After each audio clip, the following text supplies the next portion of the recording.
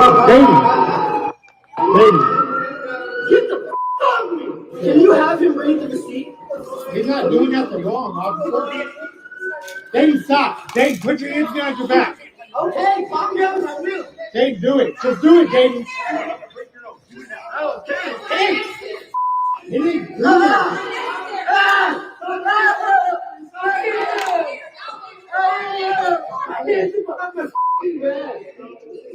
We didn't feel nothing. I'm not resisting, bro. Read the receipt, bro. Hey, there's his receipt that he got accused of stealing. Look, she handed him this receipt, so he can't say that they stole it.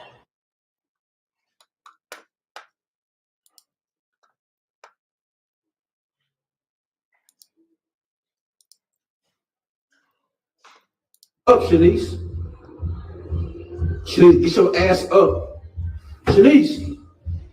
Shanice. Shanice. Get your ass up. Come on.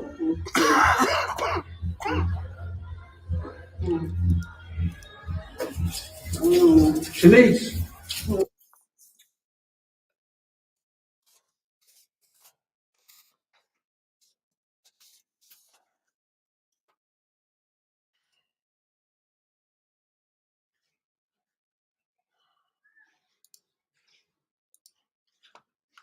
Nothing.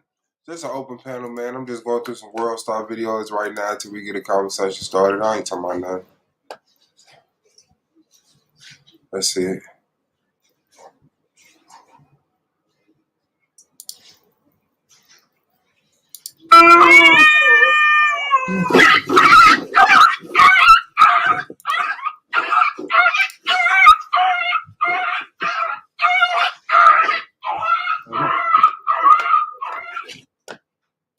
Useless ass dogs, man. Stop buying these useless dogs.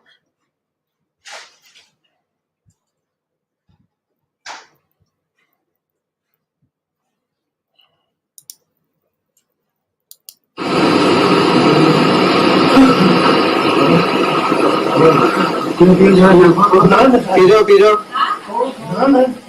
Vitthal काका पिवळाव पाणी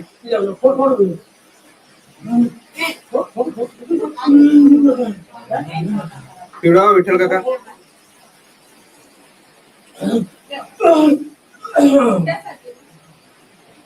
हमना आत्मा आपो पियो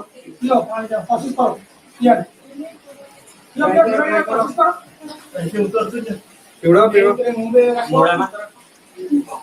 Motherfucker caught rabies. I ain't scared to drink water. It's a great example of how desire is remanufactured. Again, the most important thing about What's going on, Swab? You got it. You already know what's going on, man. Just going live. I said I was going to trying to see if I get some of the family up here, man. Have a conversation. What's going down? What you got going on? Yeah, I'm at work, but I'm with the conversation. I think that we need to really discuss this affirmative action situation because Yeah, I don't think a lot of people. Can you hear me? yeah, it got overturned, right? Only the race part, and as of right now, it's only the race part, and it's only for college admissions. But what a lot of people don't know is that as soon as that came down, when it was overruled, the 4 Black female diversity inclusion program directors for Netflix, Disney, and I forgot the other 2 companies, but they're big social media companies.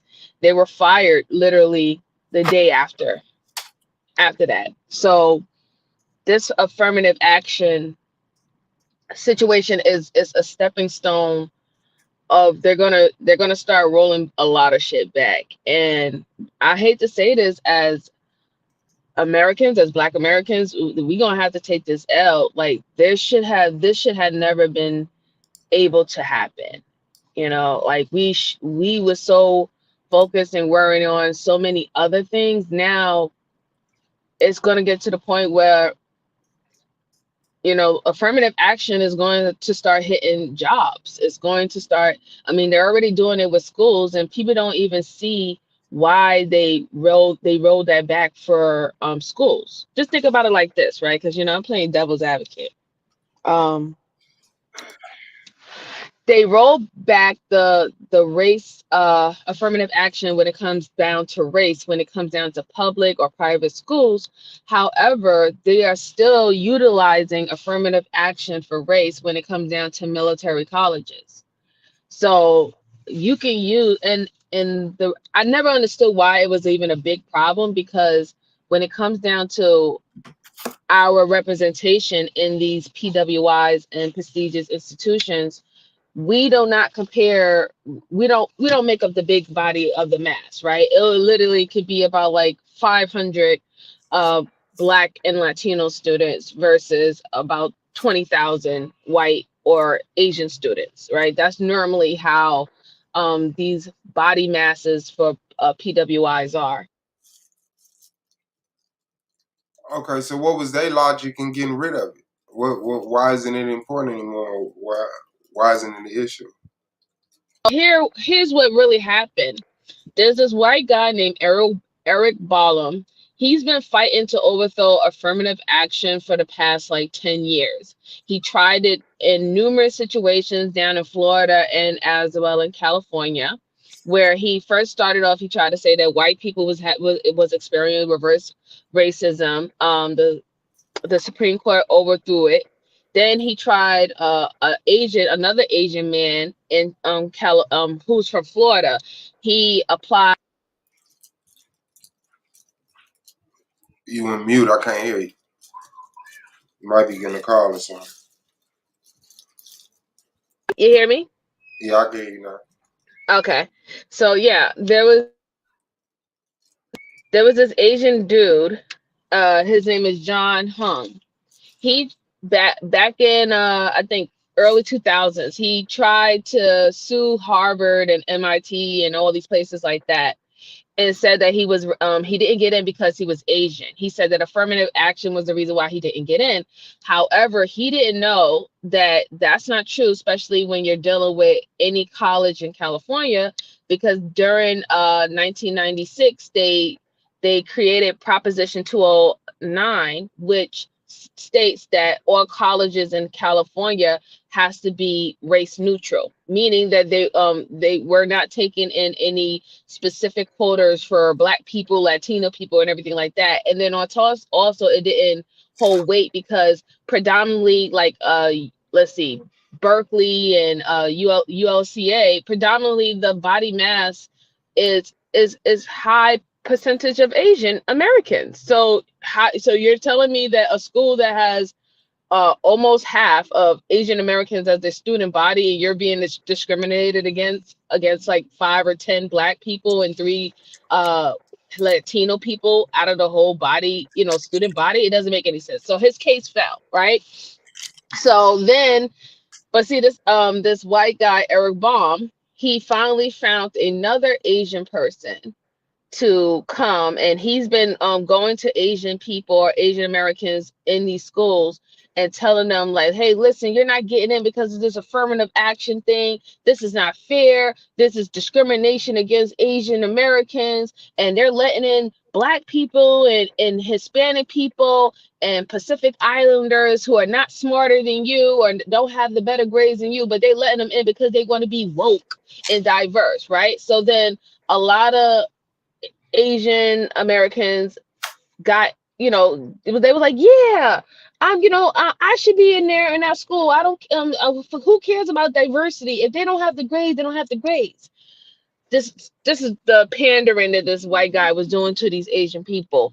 So pretty much he got them on board for them to bring the lawsuit to the Supreme Court. And then you know how the Supreme Court is giving it up. So they was like, yeah, sure. Yeah, let's get rid of this part of it. However, all the other protective classes that falls under affirmative action is not being it's not being affected by this ruling. Like affirmative action allow women a women to go to school. Like instead of it being 5-to-1 men to women, it allows it to be around like 5-to-4 or 5-to-3. That's under affirmative action, right? White women have benefited from affirmative action more than anybody else in this country. And then secondly, what they even secondly, that's protected. Like who else is protected? Religion is still protected, creed is still protected, all these other protected classes is still have a way to quote unquote use affirmative action to help them, assist them in their interview to get into these schools, but however not race though, right? And I think it's just really insidious because like I mean, now that they got this done, this was also helping Asian Americans too. And a lot of other Asian Americans don't realize that because Yeah. Southeast Asians and Pacific Islanders they're not highly represented in colleges. Why? Because they come from the poorest countries of Asia.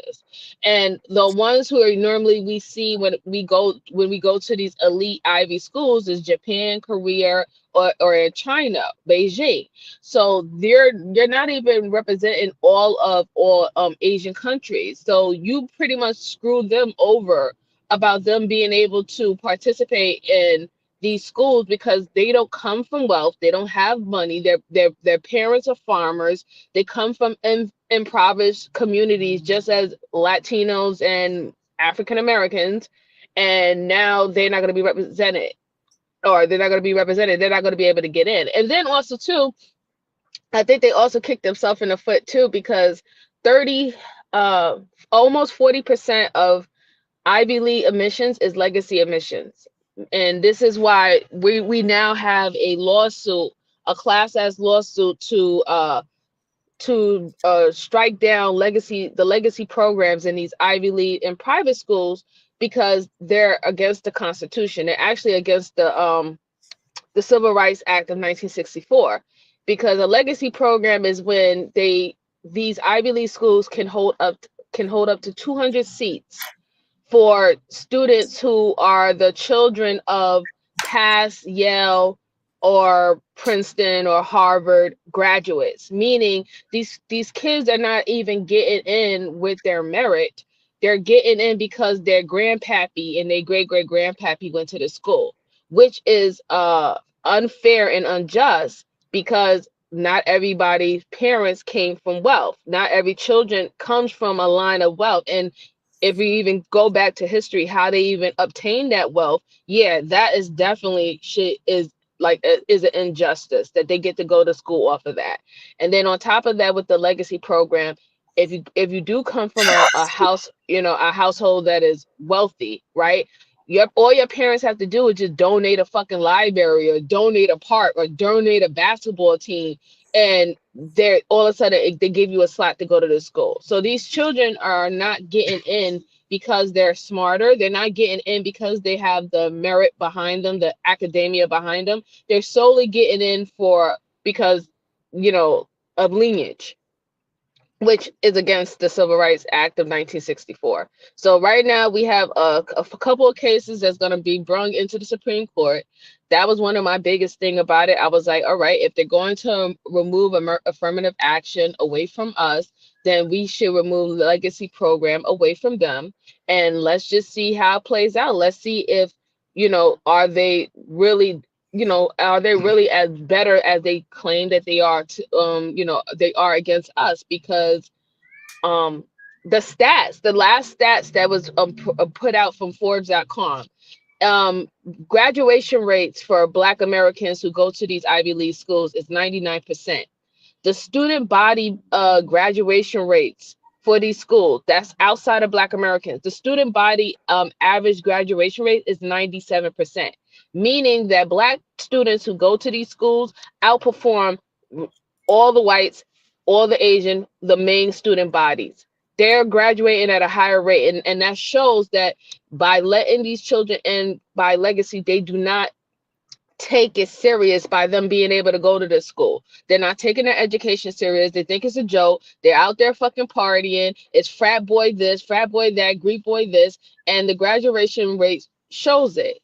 So, I mean, I think from there we definitely have a case, but This is something that we as a community, we need to get our heads back in the game, because they're literally trying to take all our rights and strip everything that our forefathers fought for us here so we can have a better life. They literally are trying to make us stay the working class, because having the opportunity to go to these prestigious schools, um, that opens up business owners, that makes contractors, that makes the CEO. Like, if all our kids are only able to go to local schools, or like local colleges and stuff like that, yeah, sure, they could become a manager for McDonald's. Yeah, sure, they can become a manager for Dunkin' Donuts, but they won't be a manager or a director or CEO for a high Oh, profile fucking company. You see what I'm saying?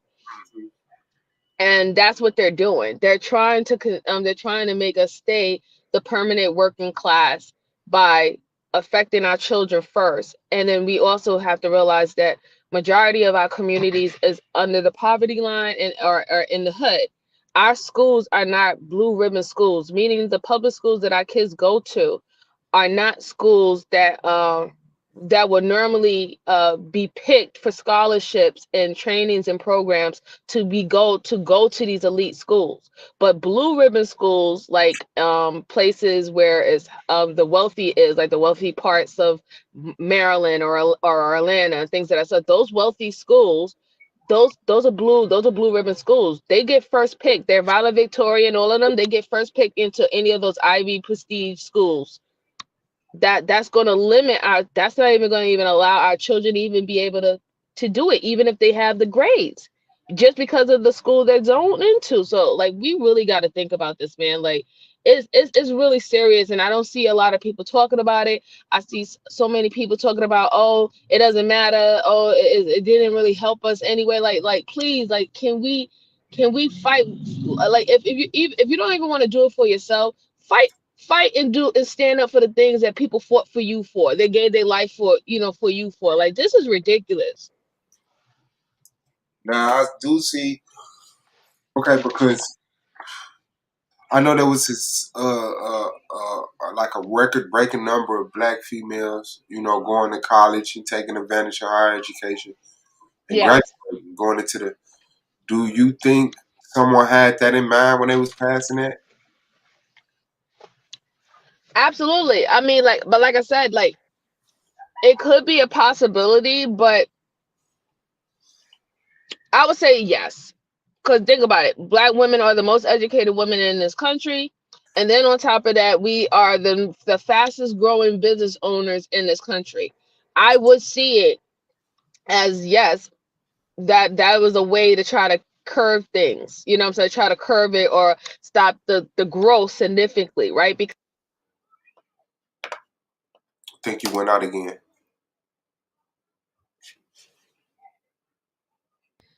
oh, can you hear me now?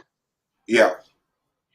Okay, because let's just be perfectly clear, right? I think our community should know more now than ever that we are considered liquid money. Okay, like, the whole game or the whole MO for this whole situation within the states is that any other foreigner or immigrant can come over here and they can make money, but they're going to make money off of the black community. Like, we are the way how they make their money. Okay, Yeah. they can't make money off of white people. They're not going to make money off of their community and things that are sort. They established it to, listen, we're going to give you all these business loans, and we're going to give you this and this and this and that, but you're going to only go to this community to set these things up. You are not allowed in large masses to set these type of programs and things that are set in our shit. So if you want to do it for the black community, you want to take over the black community to make y'all wealth, great. And as them, they're gonna do what benefits them regardless, right? So yeah, they're gonna take advantage of it if they could, right? So I think that we should just be mindful of that. We should know that that's what the setup is. The setup is that we are supposed to be the money and the revenue and the resources for um other communities to flourish and be successful in this country. Like, that's it. But they can't do that unless we remain on the bottom, right? As long as we could continue to remain on the bottom and not be at the same level as them, then who's going to be on the bottom to buy their product? Who's going to be on the bottom to be their workers? Who's, you know what I'm saying? Like, who's going to do the servicing jobs for them The while they, you know, yeah, so yeah. the Asians. Um, I mean, I guess that's what their concern is. That you know, they're the new low, or they're heading in that direction where people are getting more education over them, and they're gonna end up in reduced numbers as far as pushing they family closer. But if black women have been like the most educated, is affirmative action still needed? Like if affirmative action was to get, more minorities into college or job positions or whatever it is, if that worked, is it still needed? It's always going to be needed. Affirmative action is always going to be needed because affirmative action is also going to affect our brothers and sisters who are foreigner, the diaspora, right? Because they used to use that where they'll go on an interview for the school, and it's only a 1 point system. Like that whole race part where they feel that they letting you in because you're race, that's a lie. It's a whole system where they have to go by your grades, your GPA, your extracurricular activities. Or are you out there campaigning? You have to have all these things under your resume as into why you should be, why are you a good fit for the school, right? And the race part of this whole metric system that they have, where how to choose people, when it comes down to race, they only give you like a half a point. And only in the race part, they would. That's where any foreigner or even black people, where everybody would be like, "Hi, my name is so and so. I come from Detroit. I come from the poor, the poverty line. I come from a single mother." Like it only allowed you to express yourself as an individual, so the people that you're interviewing with know your upbringing, know where you coming from, know what you did to do to get here. You know what I'm saying? No, just they can see how much you struggled to get to this point to get into the school. Now they remove that aspect out of the interview. You can't express yourself as an individual that will set you above and beyond, or why your story is so different now, because they wanted to just the Asians, they wanted to be, oh, as long as I can get like 100 on everything across the board, then I should be the right person to come to the school. And like have no personality, no social skills, nothing else, or you don't have the enough extra curriculum activities where you're doing something, a fundraiser or something. They want to just go straight on, listen, if I can ace the ace the test because I know how to take tests as well, I should be the candidate to go into school regardless. And that's what a lot of these Ivy schools don't want. They want the school to be more diversified. They want people who have different experiences to bring to the table so they can cultivate new ideas and things of that sort. But now we're not going to be able to use that to get into school. So like if you are a black kid and let's say your GPA is a 3.7 or a 3.8, but you did so many extracurricular activities, you came from humble beginnings, you know what I'm saying, to get to this school. You could talk about events that you did, fundraisers that you did, for your community. You could talk about all that, and they will see, okay, this person is more of a well-rounded candidate. And I think that they will be a fit to be at our school because this person got courage, this person got determination, this person got integrity, this person doesn't give up. You know what I'm saying? Even when the odds are against him, this person can show that he can handle tough situations. I think he'll do well in this school. Now you don't have that anymore. Now our children don't have that anymore because now they want to go on the basis of whether or not was you the one who got that 4.2, 4.5 GPA.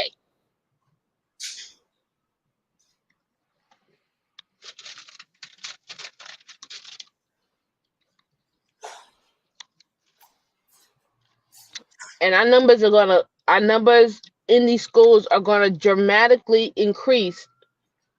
They already went There was I think about like from 2016 or something like that. The numbers in UCLA and Berkeley for Black and Latino after they did Proposition 209 dropped by 33% enrollment. Damn, that's a Yeah, lot. yeah, yeah. So, But go ahead. but what?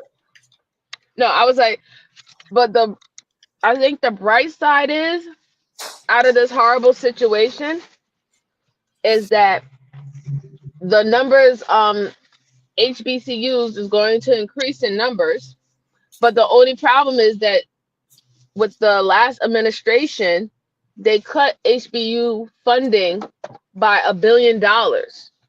So they've been trying their best to close down HBCUs throughout this whole process and not have the funding that they need. They need to keep them up to keep them up and try to force people to fight again, once again, to go to these PWIs and these Ivy League and prestigious schools, knowing that they don't want them. They don't want them there. They don't want that student body there.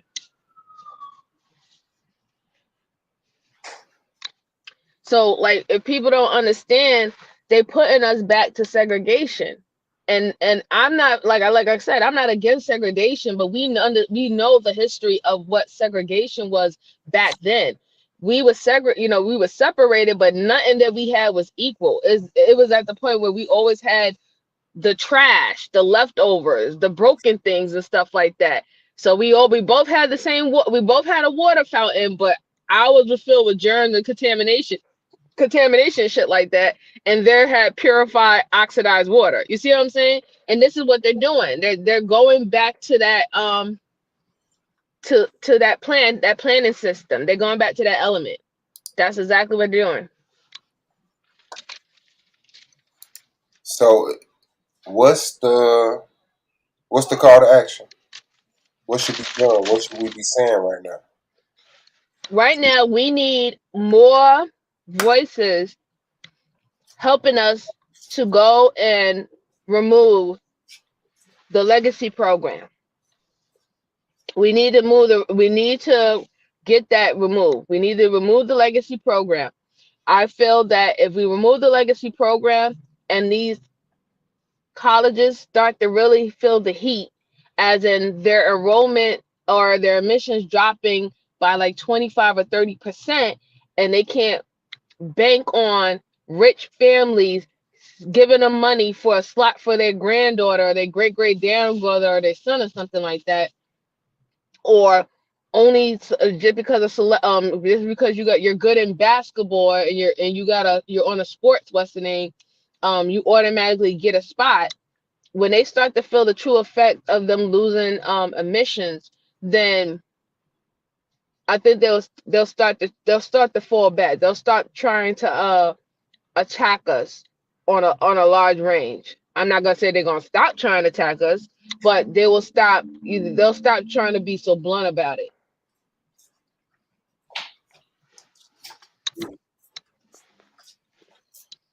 I'm looking up some stuff. I want to play this video right here. See if I can share this right quick. And trying to read up on it, because like you said, a lot of people don't know a lot about it, especially what they should know. I don't know if I get a strike for this, but it's not like it's a news channel, so we'll see. You should be okay as long as you like stop every couple of seconds, talk a little bit. You should be fine.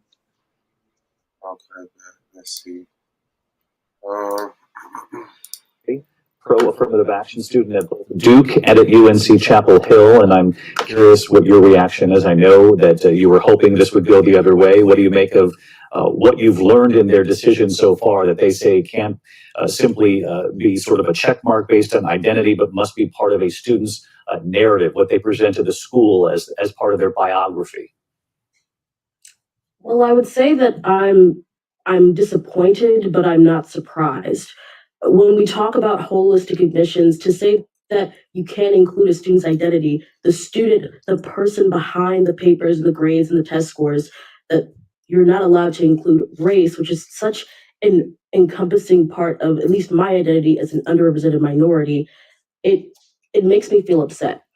We know what happens when affirmative action goes away from universities. We can look at California, we can look at Michigan, who has already banned it, and see how their state flagships lack a astounding number of Black and Latino students. The one thing that really is is making me sad, I'll just say today, is that my identity has to be my race. The struggles that I've gone through, the trauma I've gone through as an African American woman in the United States. If I were applying to college today, I would have to write about those traumas in my comment up essay. I would have to write about those traumas and those very hard experiences for admissions officers to accept the overwhelming truth that we all know, which is that it is hard to be a Black person in America. And I don't think that's fair.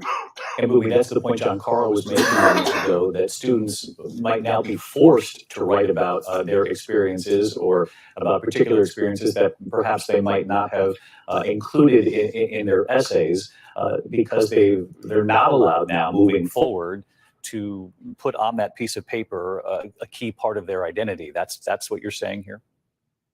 Yeah, I'm saying that, like, for example, when I was applying to college last year, I had put down that I'm African American. I had put down that I come from a Nigerian family. And being from the area that I was, everyone who is involved in college admissions knows that I was, by being Black, more likely to experience things such as under-resourced schools, which I went to growing up, more likely to have teachers that didn't look like me, which was the case in my school. I did not have a Black teacher. And so I think that when it comes to kids who are applying in the next cycle, it is going to be hard to see themselves as someone outside of their race. I feel like that's what allowed affirmative action, by it being limited in the past to just being one factor considered amongst a host of others in a holistic process. It was never going to be the deciding factor after Baki versus UC Davis, I believe, though many people still believe that it is. And I think that now that students are forced to talk about racial discrimination and their experiences with it, their obstacles with it in their college essays, they're now being known by their race first and by their academics and otherwise other experiences second, because they have to put that in the forefront to prove their experiences through racism in the United States. Hi, everyone. George Stephanopoulos here. Thanks for checking out the ABC News YouTube channel. If you'd like to get more videos. My fault, George. So it sounds like, yeah, you touched on a few of the points that she made. And like, to me, affirmative action, yeah, you can always find race within it, but it was about, a few other underlying things. I feel like if that's the lane that you in, it benefits Black people. Affirmative action to a degree. I don't think a lot of, like, the areas that I come from, areas like the area I come from, we don't even, I guess, we don't imagine college. College is not a set target. But, and I'm proud to say this, there's a lot more Black people tapped into this side of the gate, the fence, than we recognize. So as much as, like, me, I'm the type of person, I'm saying, well, if the system doesn't accept you, build your own. But I'm only a percentage of us as a whole. I want any Black person to have these rights if they want them. If they're able to go to college and if they're able to go to college and use the affirmative action to get these, because to me, like, it's a generational thing. I think we need more of an immediate thing, but the effects of pulling back on this in the way that they have is not a generational thing. This is an instant thing. This is like right now. Stop, figure it out, go another way. And it surprised me that it's the Asians, or that was used. I don't know to what degree. I know I heard you talk about the one dude, but I don't know to what degree they're like going crazy about this. The Asian Well, just think about it. The guy Eric Blum, the white guy, he had to use a minority to take down all minorities, and that's always has been the case, right? When it comes down to supremacist type of people, they use other people to do their dirty work for them. So by him making Asian Americans who wasn't able to go into a college and saying to them that the reason why, even though your test scores were good, you didn't get into this college because they let some black or Latino in there who didn't have good grades, but they want to be quote unquote woke, because that is the conservatives' talking point, is that our society is becoming woke, where we're giving undeserving privileges and gifts to people who didn't earn it, and they want to make black and Latinos people the poster boy of the ones who are who didn't earn anything, and we're just handing them out because they're so down and out and all the shit like that. So if some Asian Americans, and this is not all of them, because there is a few that been well, I'll say a lot, there has been a lot that's been pushing back on this and saying that this is not a win for us, and you're also hurting other Asian Americans who are not represented in schools because they have to fucking work on rice farms and shit like that, and be heavily into labor. Like, they don't have money, they don't come from money, their parents can't send them over here and shit like that. Like, you're affecting them. So they're having to talk amongst their community as well. They're also in fear that this is going to bring turmoil between the minorities.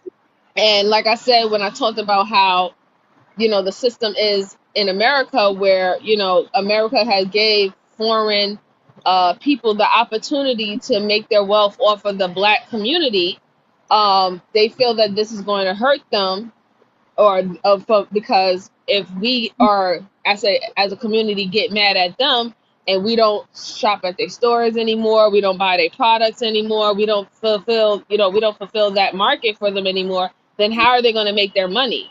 Because if you really think about it, a lot of the businesses that they have, they're in our communities, and they cater to what the things that we want, beauty shops and 99 cent stores, and gas stations and restaurants and stuff. Like, they do cater to a lot of the things that we tend to need in our community. So if we was to boycott it, they're going to be out of business. So who's the one who wins? The one who wins is the puppet master. So this is what the Asian people are speaking amongst in their community about this. They're trying to talk to the people in their community who was for affirmative action, to be overthrown. And but this is where we at right now. Like, seriously, this is where we at, and I think that we do have to be strategic, and we have to find a way where we can bridge the gap with our black collegiate people, and they have to come back into our communities. They have to come back into our communities and prep our children to pass these LSATs and the SATs and all the stuff to be able to go to these prestigious schools, because we cannot rely on public education. They're not going to teach our kids to be the boss. And this is why they know how they set up our public schools. They send us all the D list and the C list educators and they're only teaching us and our children to be good workers. They're not teaching our kids to be the boss. They don't want our kids to be the boss. So we have to get this bridge back together, where the collegiate people feel that it's somewhat of a honor, and an honor and a duty to reach back to these to their communities who help supported them to get to these other schools and be the representation for us of black excellence. They have to reach back and help us, because we are not going to be able to do it by ourselves. if we have a community where majority of us all have a public education and majority of us have not been to those type of schools, like, I mean, I do the best I can. I went to Harvard. You know, I went to Harvard, I went to Berkeley, and I went to St. John University. But I'm only one person. You know what I'm saying? I can't educate a nation, you know, so we have to bridge this gap. Yeah, man. But I'm not mistaken when I say this is immediate. This will have immediate repercussions. It's not a generational thing. Like you will see, you know, your grandkids have a tough time. Like they cutting it like right now. It's over with. Right. Well, I mean, but it's like, yeah, it's over. Like, it's a done deal, seal and deal. And I don't think that we're going to be able to fight to get that part of affirmative action reinstated, because the move is within the country is to wash everything and put everybody in their minds, put everybody on the same level, and let the best get to the top, and the ones who are not is going to get left behind. But they're not trying to remove all the redlining and the restrictions and the systematic systems that have been in place where people have been far behind before. Now you can't start a race, but, like, how can I put it? You can't start a race and say, all right, the best person win, when you had a race before where somebody was put 1,000 meters Mm-hmm. before the other person. And this is where they're trying to go. They're trying to go where they only want the best of the best, but they've been doing so much shit that it doesn't give us a fair shot. It doesn't give us a fair shot at all, because we don't see that many people who have come out of the public school or have come out of poverty and have been super duper successful. We don't have those many cases, and even the ones that we do is not enough that's going to cover and to help our communities. So we have to find a way where we have to take back our education. we I mean, and then I think also a good thing would be to, like, a couple more countries in Africa recently just came out. The president just came out and they said that all African Americans, if they want to come over here, we don't even need a visa to go over there. So, like, we need to take advantage of that too. That Kenya, East Africa, and I forgot there's another country. The president said that if no visas for African Americans, you could just come over there. You don't need a visa to go over there.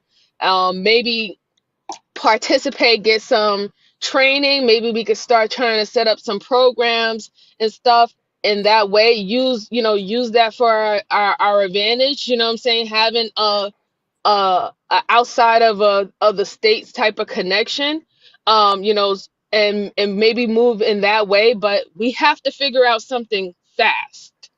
And you Like think this. it's more valuable over there? I'm saying yeah, but I could be mistaken. So you saying like the skills we got that we having trouble you know, utilizing over here, they're more valuable over there. So that's something worth Yes.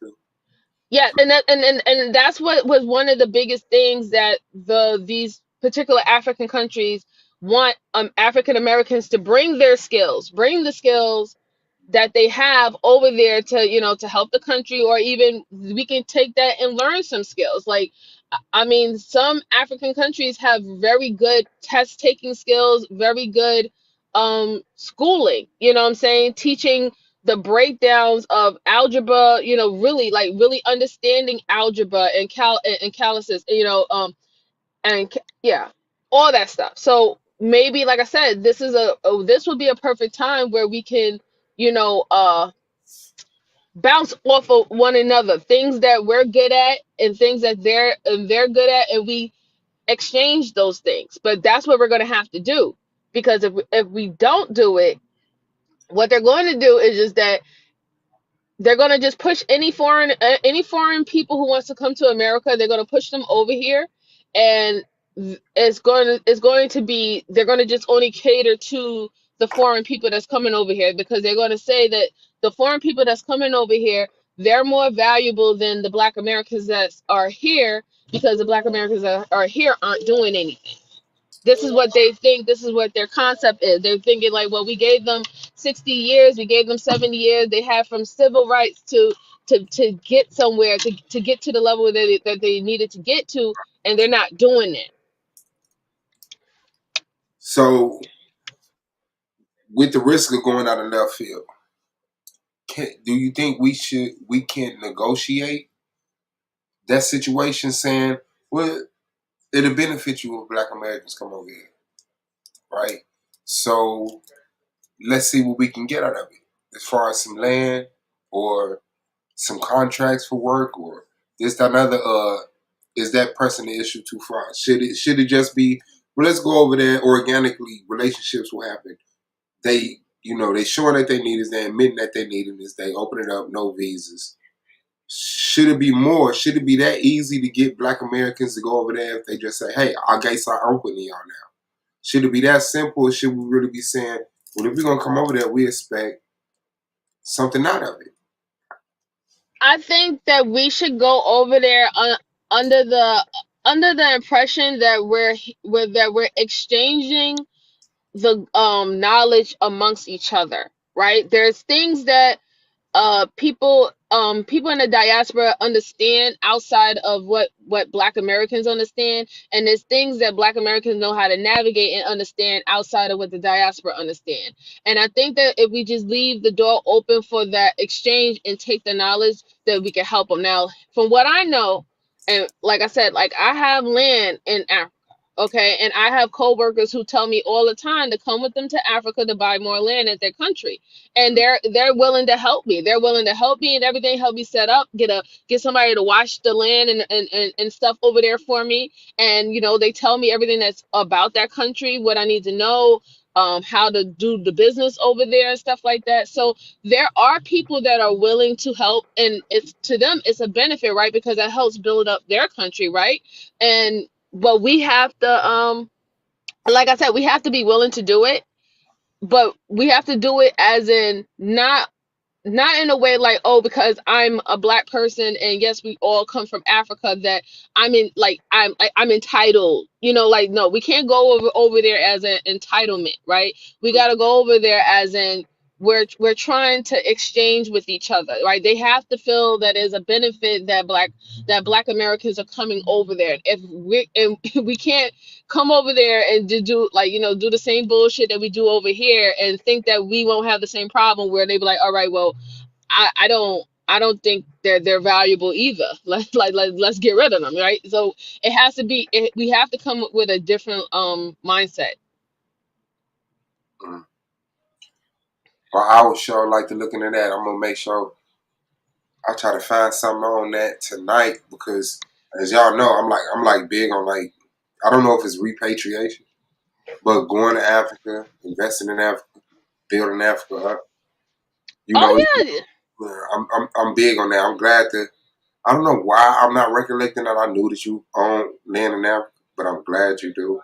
And I think more people that have the sense and wisdom like you should be doing that. But and I'm surprised because a lot of Black people are really discouraged about Africa. It's just a disconnect where we're like, I'd rather get land in Mississippi, in Georgia. So, I say do both. Like like that's what I'm saying. Like my mind is about doing both. I mean, I do even have some type of avenues where I want to probably try to get land in the Caribbeans as well too. But everything is everything is a process. Everything is a step. I think the reason why a lot of Black Americans is like, oh, okay, well, I don't want to get, I don't know about Africa. They got a lot, because like you got to also understand the media, right? When we hear about anything that's going on about Africa, we hear all the horrible things is going on in Africa, the wars, the coups, Poverty, the the poverty, the crooked government, because a lot of Africans are being swindled by their government over there, right? So like we hear all these negative things, and they're truth. They're truth. These are not like, this is not propaganda. A lot of this stuff is happening in these different countries, but we like to lump all these things that's happening in these countries. We like to lump them into generalizing talking about the continent, and we tend to forget that Africa has 55 fucking countries on it. So it's like, like, so like we tend to feed into just as much as the propaganda that they put on us Black Americans to these other countries too, because let them tell it, like we horrible. They don't want to even be associated when it comes down to Black Americans. Oh, I'm not Black. I'm from here. I'm from there. You know what I'm saying? Like so they're getting it on both sides too of the fence.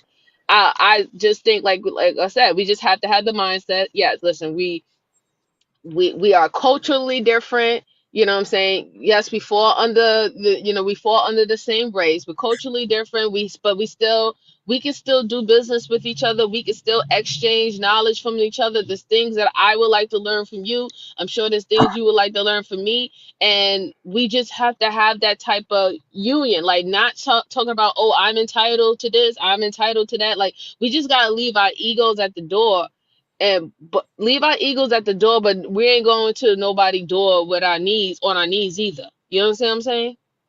absolutely, absolutely. So, is there? I'm guessing if there is any hope, it's down the line a while. But is there any hope against getting this affirmative action reinstated? Um, honestly, I'm not really seeing it. I mean, unless I'll tell you one of the biggest things, Swab. I don't think affirmative action would have ever, that part of affirmative action would not have ever been overthrown if we had more of our male counterparts that was in school. I truly believe that the simple fact that we did not have more representation of our male counterparts in school with Black women, that's why it was an easy overthrow. It was an easy overrule. And I think that maybe that needs to be the push. We need more representation of our male counterparts in these schools, in these fields, in these prestigious And schools. you said that they need to be in these schools because if they're not concerned with it. Right, right. Like it seems like that's what it makes it seems, right?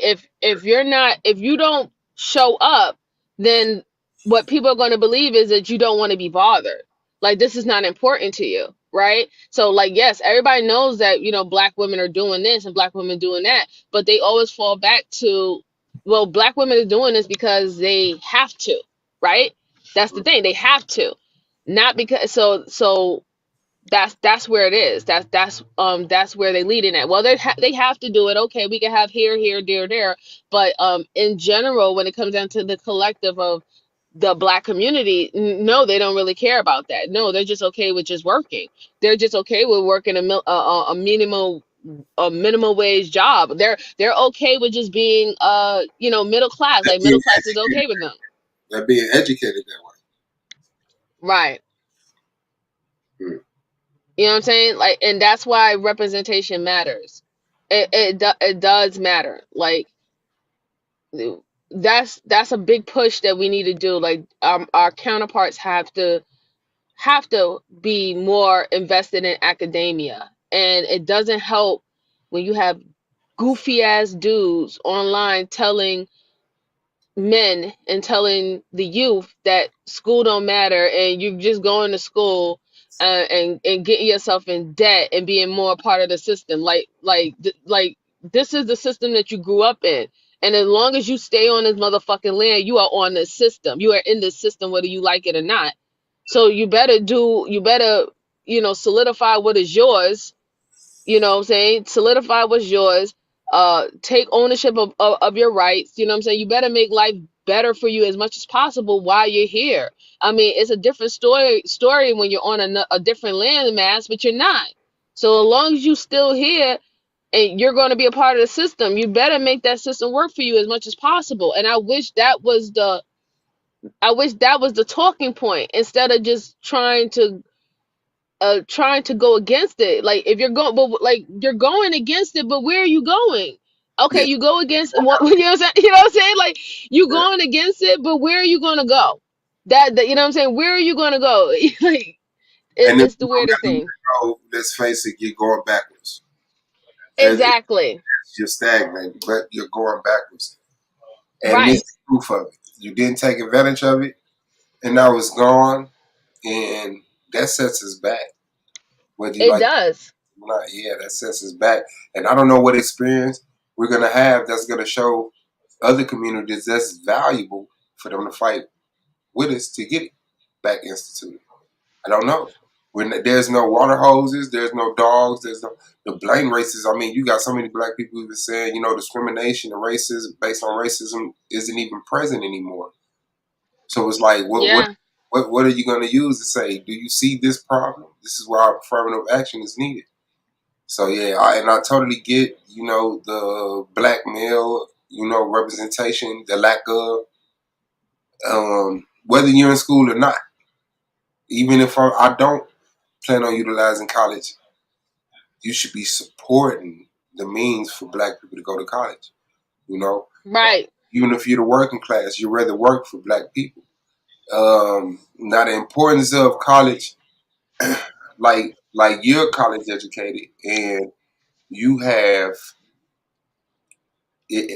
so not speaking on your personal life, but would your kids be encouraged to go to college, or would they be encouraged to take advantage of the college education you gained as far as establishing your own business and lands?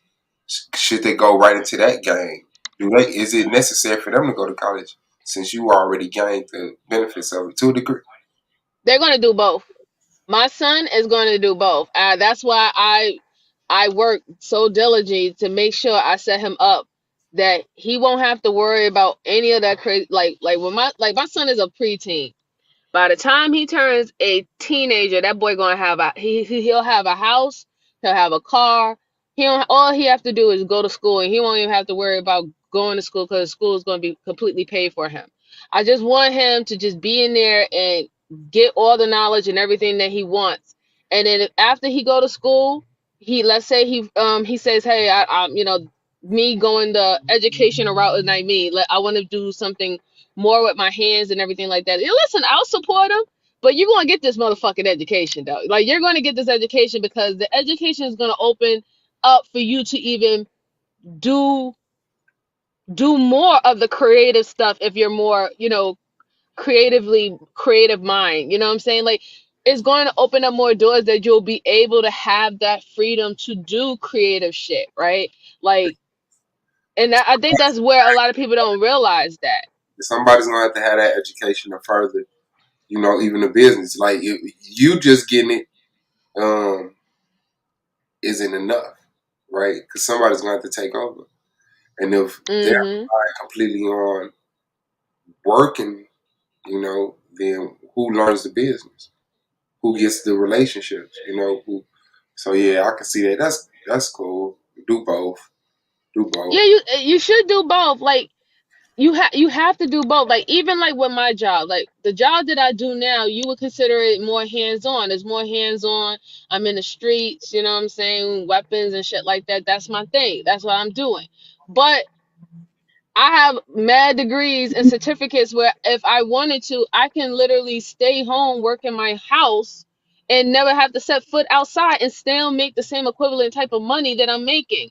I Mm-hmm. have the means to go do whatever. Like, I have so many different degrees and certificates and so many different things. I can jump into any type of field I want to whenever, whatever tickles my pickle. Like, I can literally jump into any field I want to and know that I am going to have a spot in that field. I'm going to be able to take care of my family. I'm going to be able to invest in things, and go on vacations, not have to worry, not have to live paycheck for paycheck. And I did that. I suffered and I sacrificed from my early 20s until Like until now, I suffered and did that sacrifice so I can have that opportunity to do that. Like literally, I retire.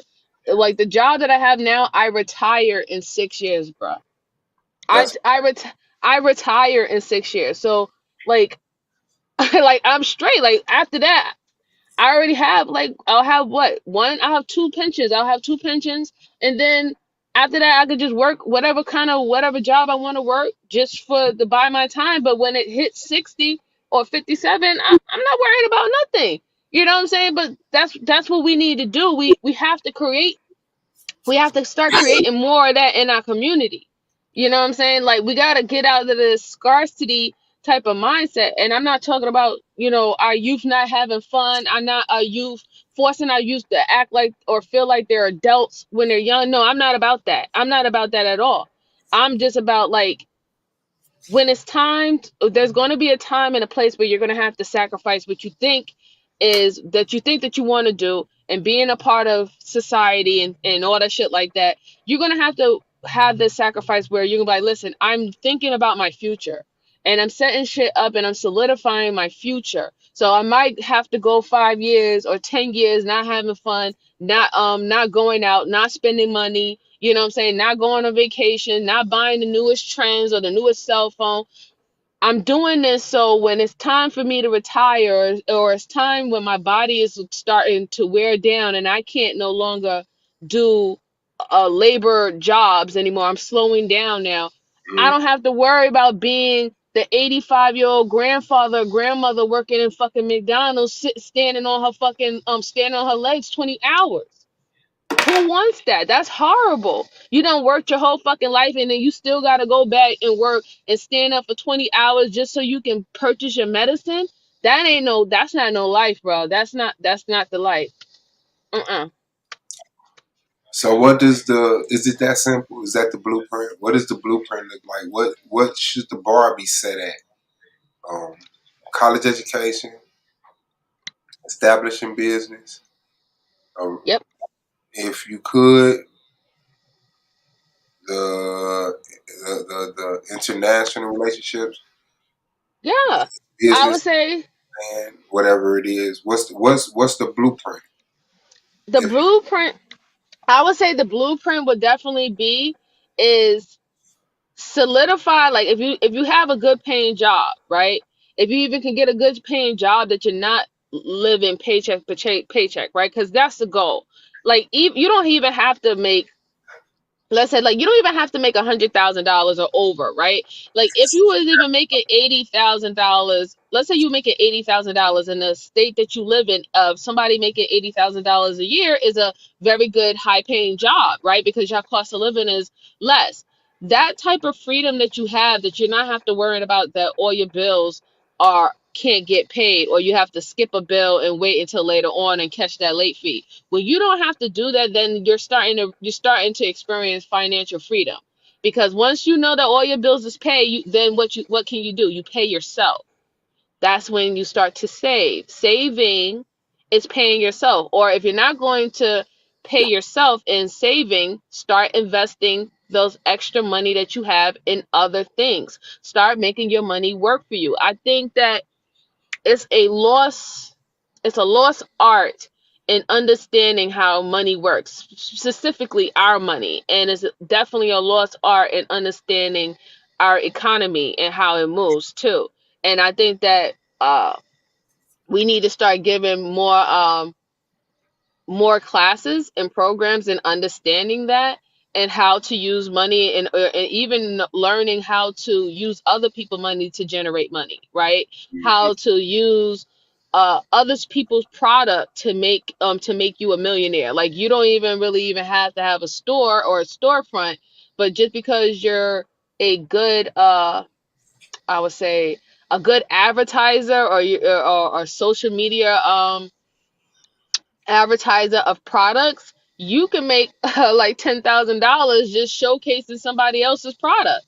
Just because they just came to your website to view somebody else's product. You don't have to pay for storage. You don't have to pay for merchandise. You don't have to pay for nothing. But if somebody clicks on your channel because you're promoting somebody else's product, you made $10,000 that month. And that's how we got to think. We have to think of different ways and avenues to make money.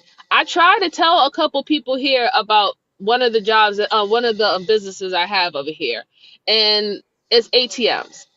I set up ATMs in many different stores, mom and pop stores, restaurants, places that usually deal with cash. Talk to the owner, say, hey, listen, I have an ATM, this is how much I'm going to keep in these ATMs. Your percentage for how many people uses the ATM in the store might be 10%, 15%.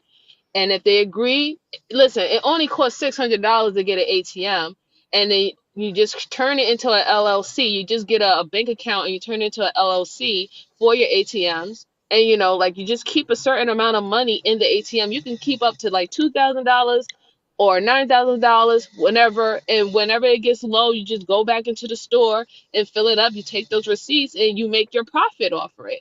And that's how that's residual income. That's income that you don't have to worry about every single day. You know what I'm saying? You just go pop in, put replenish and leave it alone. It works for you. That's money in your sleep.